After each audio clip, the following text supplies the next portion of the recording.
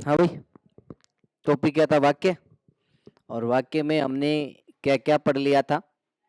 वाक्य में हमने सबसे पहले परिभाषा देखी थी कि निश्चित क्रम में व्यवस्थित पूर्ण अर्थ को अभिव्यक्त करने वाले सार्थक शब्दों के समूह को क्या कहते हैं? वाक्य कहते हैं। इसके बाद में हमने देखा था वाक्य के तत्व। वाक्य के मुख्यतः कितने तत्व होते हैं? 6 तत्व होते हैं। उन 6 तत्वों मैंने बात की थी आपको। पहला तत्व था पदगर्म, दूसरा था सार्थकता, तीसरा था योग्यता, चौथा था आसक्ति, पांचवा था आकांक्षा और छठवा था अन्वय। ऐसे तत्वों के बारे में बात की। फिर मैंने बात की थी वाक्य के अंग। वाक्य के मुख्यतः कितने अंग होते हैं? 2 अंग होते हैं। कितने अंग होते हैं? 2, जिसमें से एक उद्देश्य तो एक विधेय।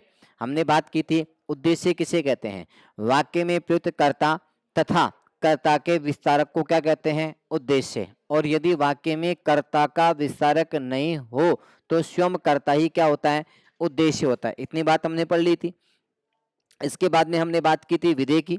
विधेय किसे कहते हैं? वाक्य में प्रयुक्त कर्म तथा कर्म के विस्तारक को क्या कहते हैं? विधेय। अर्थात यदि कर्म का विस्तारक नहीं दे रखा है तो स्वयं कर्म ही क्या होता है? विधेय होता है। इतनी बात कर ली थी। मैंने ये भी बताया था कि अगर उद्देश्य जो वाक्य में होता है उस उद्देश्य के ठीक आगे जो कुछ भी लिखा होगा वो सारा क्या होगा? विधेय होगा। इतनी बात हमने कर ली थी। फिर हमने बात की थी वाक्य के भेद की। और वाक्य के भेद में हमने पढ़ा था पहला आधार रचना के आधार पर। किसके आधार पे? रचना के आधार पे। और रचना के आधार पे हमने वाक्य के मुख्यतः कितने भेद माने थे? 3 भेद माने थे। कितने भेद माने थे? 3। जिसमें पहला भेद था सरल या साधारण वाक्य, दूसरा वाक्य था संयुक्त वाक्य और तीसरा वाक्य था मिश्र या मिश्रित वाक्य। सरल वाक्य के बारे में हमने पढ़ा था कि जिस वाक्य में एक उद्देश्य तथा एक ही विधेय हो वहां साधारण वाक्य होता है, या जिस वाक्य में 2 उद्देश्य और एक विधेय हो वहां भी कौन सा वाक्य होगा? साधारण वाक्य। और जिस वाक्य में 2 उद्देश्य और एक विधेय था, 2 विधेय या एक उद्देश्य हो तो भी कौन सा वाक्य होगा? साधारण वाक्य। कहने का अर्थ हम ऐसे कह सकते हैं कि जिस वाक्य में कर्ता तो अनेक हो अर्थात उद्देश्य तो अनेक हो लेकिन उन सब की मुख्य क्रिया एक हो, ऐसी स्थिति में वहां पर कौन सा वाक्य होगा? साधारण वाक्य होगा। और मैंने एग्जाम्पल भी दिया था कि रोहन और सोहन तथा गीता और बबीता बाजार से सामान खरीदते हैं। तो यहाँ उद्देश्य तो कितने हैं? 4। रोहन और सोहन, गीता और बबीता 4 है कि नहीं है? लेकिन उन सब की मुख्य क्रिया एक हो रही है क्या? बाजार से सामान खरीदने की। ऐसी परिस्थिति में यहाँ पर कौन सा वाक्य हो गया? साधारण वाक्य। हमने बात की थी संयुक्त वाक्य की। जिस वाक्य में एक से अधिक क्या हो? साधारण वाक्य हो और वे किन्हीं संयोजक शब्दों से जुड़े हुए हो तो वहां पर कौन सा वाक्य होता है? संयुक्त वाक्य होता है। बोलो, पढ़ा था। इसके बाद में हमने देखा था कि भाई मिश्र या मिश्रित वाक्य। मिश्र या मिश्रित वाक्य में एक क्या होता है? प्रधान वाक्य। और प्रधान वाक्य पे क्या होता है? एक आश्रित उपवाक्य होता है। वहां पर कौन सा वाक्य होता है? मिश्र या मिश्रित वाक्य।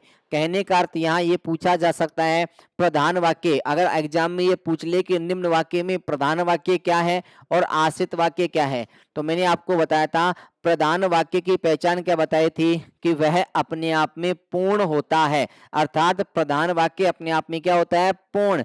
और जो आश्रित वाक्य होता है वो अपने आप में क्या होता है? अपूर्ण वाक्य होता है। तो ऐसी परिस्थिति में आपको लगे कि जिस वाक्य में मिश्र वाक्य है, एक तो प्रधान होगा और एक क्या होगा? उप आश्रित होगा।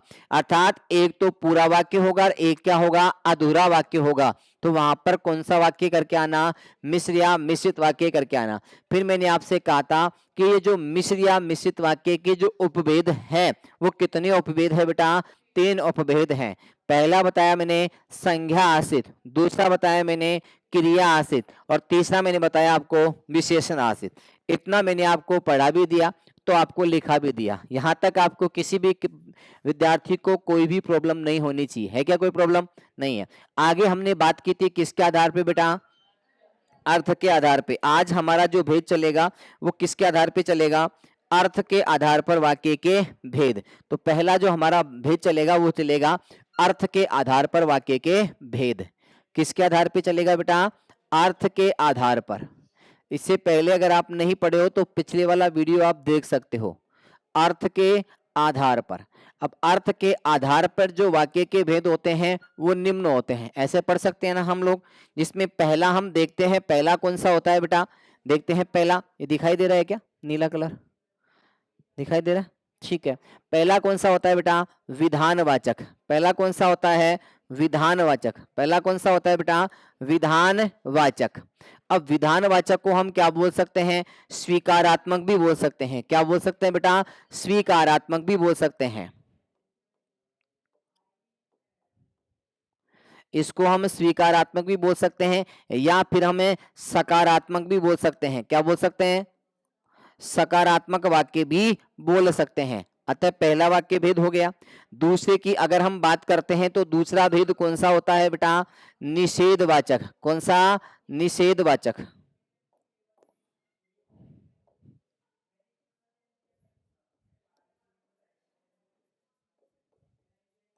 निषेधवाचक। निषेधवाचक को हम क्या बोल सकते हैं बेटा? नकारात्मक। क्या बोल सकते हैं? नकारात्मक। ठीक है। तीसरा कौन सा होता है बेटा? प्रश्नवाचक। तीसरा अर्थ के आधार पे जो भेद होता है वो कौन सा होता है? प्रश्नवाचक। और चौथा भेद होता है वो कौन सा होता है? आज्ञार्थक। कौन सा होता है बेटा? आज्ञार्थक वाक्य। कौन सा वाक्य?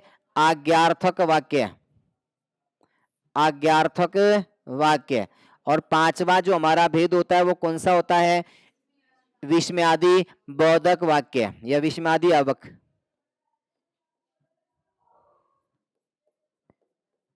विस्मयादि बोधक वाक्य। अगले की भेद की बात करते हैं तो अगला कौन सा होता है? इच्छावाचक। अगला भेद कौन सा होता है बेटा? इच्छावाचक। क्या इच्छावाचक का मैंने कोई दूसरा भेद बताया था क्या? नहीं बताया था।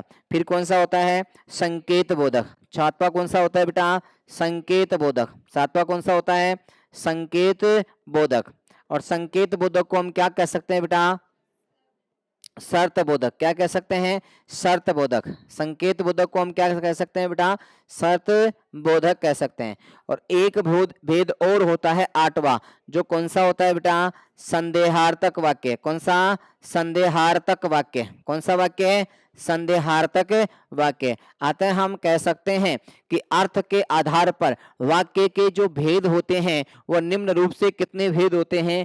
8 भेद होते हैं। पहला कौन सा? विधानवाचक। विधानवाचक को हम क्या बोल सकते हैं? स्वीकारात्मक या सकारात्मक। दूसरा कौन सा? निषेधात्मक या फिर नकारात्मक। तीसरा कौन सा? प्रश्नवाचक। चौथा कौन सा? आज्ञार्थक वाक्य। और पांचवा कौन सा? विस्मयादि बोधक वाक्य। और छठा कौन सा? इच्छावाचक। और सातवां संकेत बोधक। आठवां संदेहार्थक वाक्य। ध्यान रखना, संकेत बोधक का दूसरा नाम क्या है? शर्त बोधक। बताओ यहां तक समझ में आया कि नहीं आया? अतः हमें एग्जाम में पूछे तो आपको कितने भेद करना है? 8 भेद करना है। कितने भेद करना है? 8 भेद करना है।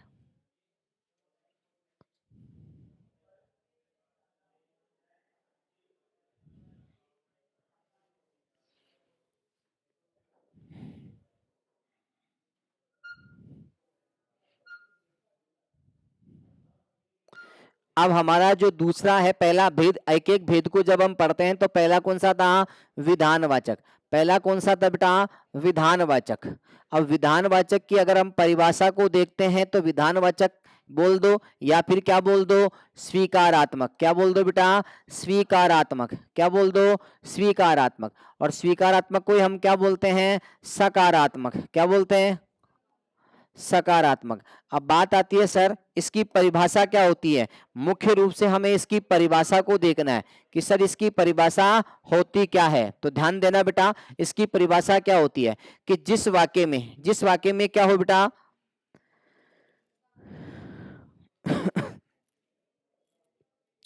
जिस वाक्य में किसी वस्तु अथवा कार्य के होने का बोध हो। जिस वाक्य में किसी वस्तु अथवा कार्य के होने का बोध हो उसे हम क्या कहते हैं? विधानवाचक। अर्थात जिस वाक्य में, दिख रहा क्या ये?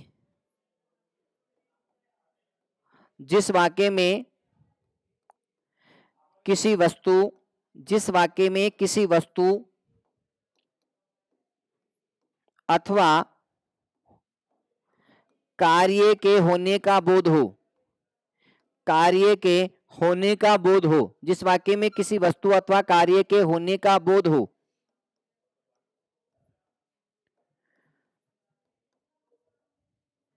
कार्य के होने का बोध हो, वहां पर कौन सा वाक्य होता है?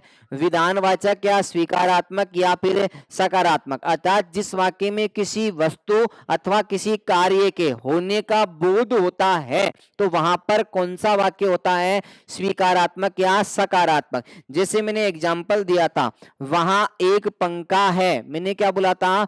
वहां एक पंखा है, मैंने क्या बोला बेटा? वहां एक पंखा है। तो यहां पर किसका बोध हो रहा है? वस्तु के होने का बोध हो रहा है। किसका बोध हो रहा है? वस्तु के होने का बोध हो रहा है। यहां पर किसका बोध हो रहा है बेटा? वस्तु के होने का बोध हो रहा है। वस्तु के होने का बोध यहां पर हो रहा है। कहां पर बेटा? इस वाक्य में वहां एक पंखा है, तो वहां एक पंखा आता है, वस्तु के होने का क्या हो रहा है? बोध हो रहा है। तो जहां पर वस्तु के होने का बोध हो तो वहां कौन सा वाक्य होता है? विधानवाचक। दूसरा एग्जाम्पल मैंने आपको बोला था कि श्याम पढ़ रहा है। दूसरा मैंने क्या बोला? श्याम पढ़ रहा है, श्याम पढ़ रहा है। यहां पर किसी कार्य के होने का बोध हो रहा है या नहीं हो रहा है? तो ध्यान रखना, किसी कार्य के होने का बोध हो रहा है, किसी कार्य के होने का बोध हो रहा है, किसी कार्य के होने का, किसी कार्य के होने का बोध हो रहा है। तो जिस वाक्य में किसी कार्य के होने का बोध होता है वहां पर कौन सा वाक्य होता है? विधानवाचक या स्वीकारात्मक या सकारात्मक। तो मैंने यही तो बोला था, वस्तु अथवा कार्य का, तो वस्तु के होने का बोध हो रहा है ना इस वाक्य में, और कार्य के होने का बोध हो रहा है कि नहीं हो रहा है? कि श्याम पढ़ रहा है, श्याम क्या कर रहा है? पढ़ रहा था। कार्य कर रहा है किसका? पढ़ाई करने का कार्य कर रहा है। जब पढ़ाई करने का कार्य कर रहा है तो कार्य का होने बोध हो रहा है। अतः यहाँ पर कौन सा वाक्य हो गया? विधानवाचक या स्वीकारात्मक या फिर सकारात्मक। बताओ समझ में आया कि नहीं आया? ठीक है, अगले वाक्य की ओर हम चलते हैं। किसमें? दूसरा वाक्य। और दूसरा वाक्य क्या है बेटा? निषेधवाचक। दूसरा कौन सा है?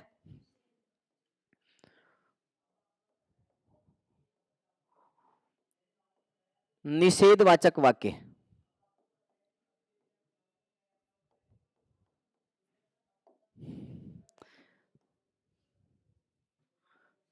निषेधवाचक वाक्य। अब निषेधवाचक वाक्य किसे कहते हैं? कि जिस वाक्य में किसी वस्तु अथवा किसी कार्य के नहीं होने का बोध हो, जिस वाक्य में किसी कार्य के या किसी वस्तु के नहीं होने का बोध हो, उसे हम क्या कहते हैं?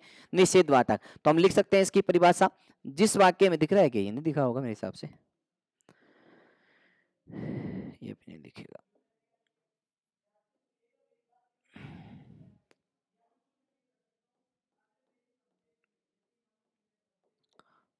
जिस वाक्य में किसी वस्तु, जिस वाक्य में किसी वस्तु अथवा कार्य के न होने का बोध हो, कार्य के न होने का बोध हो, उसे हम क्या कहते हैं? निषेधवाचक वाक्य कहते हैं, अर्थात नकारात्मक वाक्य कहते हैं। इसका मैंने एग्जाम्पल दिया था कि आज रमेश नहीं आएगा। मैंने क्या बोला? आज रमेश नहीं आएगा, आज रमेश नहीं आएगा। तो यहां पर क्या है? कार्य है, और कार्य के नहीं होने का बोध हो रहा है कि नहीं हो रहा है? तो यही तो मैंने बताया था कि जिस वाक्य में किसी वस्तु अथवा किसी कार्य के नहीं होने का बोध होता है अर्थात नकारात्मकता का बोध होता है, वहां पर कौन सा वाक्य होता है? निषेधात्मक वाक्य। बोलो समझ में आया कि नहीं आया? लिख लेते नई चीज, लिख लेते क्या? अगला हमारा चलेगा कौन सा बेटा? प्रश्नवाचक। अगला कौन सा चलेगा? प्रश्नवाचक। अगला हमारा जो वाक्य है वो कौन सा चलेगा बेटा, प्रश्नवाचक। और प्रश्नवाचक में मैंने बताया था कि जिस वाक्य में प्रश्न पूछने का बोध हो, क्या हो, प्रश्न पूछने का भाव प्रकट हो, वहां पर कौन सा वाक्य होता है, प्रश्नवाचक वाक्य होता है। तो प्रश्नवाचक में लिखो, जिस वाक्य में प्रश्न का भाव निहित हो, जिस वाक्य में जिस वाक्य में जिस वाक्य में प्रश्न का भाव निहित हो, जिस वाक्य में प्रश्न का भाव क्या हो बेटा, निहित हो।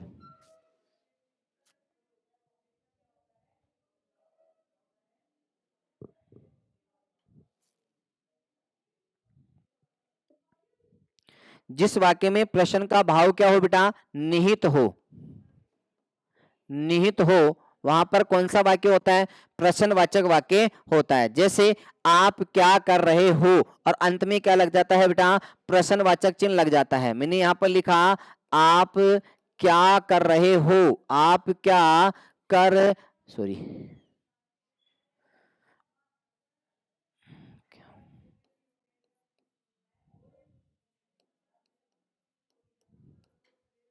तो यहाँ क्या होता है, प्रश्नवाचक वाक्यों के अंत में क्या लगा होता है, प्रश्नवाचक चिन्ह लगा होता है। पहली बात तो इसको ध्यान रखना। और प्रश्नवाचक शब्दों का प्रयोग किया जाता है, जैसे क्या, किसको, कब, कैसे, कितना, इन शब्दों का प्रयोग होता है, वहां पर कौन सा वाक्य होता है, प्रश्नवाचक वाक्य होता है। बताओ यहाँ तक समझ में आया कि नहीं आया। इसके बाद में प्रश्नवाचक वाक्य के बाद में हम अगले वाक्य की ओर चलते हैं। तो अगला वाक्य हमारा आता है आज्ञार्थक वाक्य। कौन सा वाक्य आता है बेटा, आज्ञार्थक वाक्य। बंद करो इसको जल्दी।